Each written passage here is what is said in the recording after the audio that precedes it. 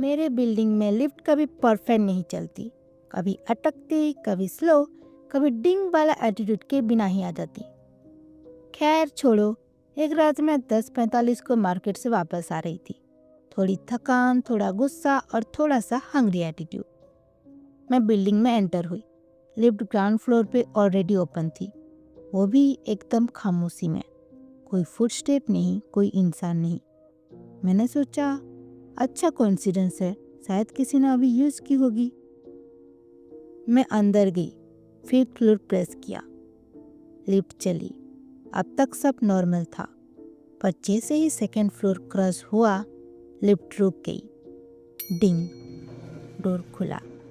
मैं ऑटोमेटिकली पीछे हटी क्योंकि शायद कोई आ रहा हो, पर सामने कोई नहीं, लिटरली कोई भी नहीं। 2nd फ्लोर का कॉरिडोर पूरा डार्क। एक ट्यूबलाइट ब्लिंक कर रही थी, लाइक हॉरर मूवी ऑडिशन दे रही हो। मैंने कॉमन सेंस से सोचा, शायद किसी ने लिफ्ट बुलाई होगी फिर कैंसिल कर दिया होगा। Logic, you know. Lift door बंद हुआ, फिर चली। 3rd फ्लोर, फिर टिंग, फिर खुला, फिर कोई नहीं।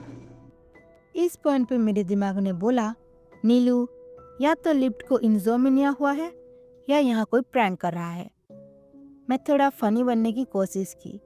लिफ्ट जी, अगर आपको मेरे साथ रोमांस करना है तो डायरेक्ट बोलिए ना, ऐसे हर फ्लोर पे रोक के क्यों इम्प्रेस कर रहे हो।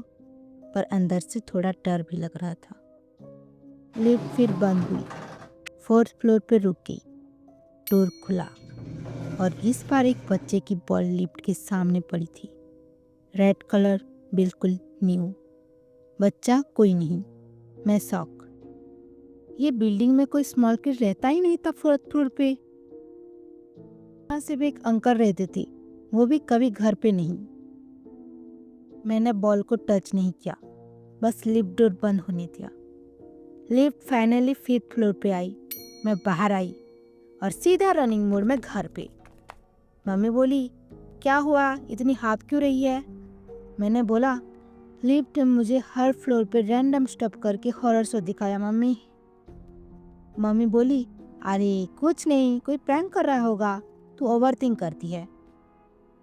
मैं चिल रहने की एक्टिंग कर रही थी, पर अंदर से फुल 440 वोल्ट का फियर। नेक्स्ट मॉर्निंग में नीचे जा रही थी, तब बिल्डिंग का गार्ड न्यूज़पेपर रख रहा था।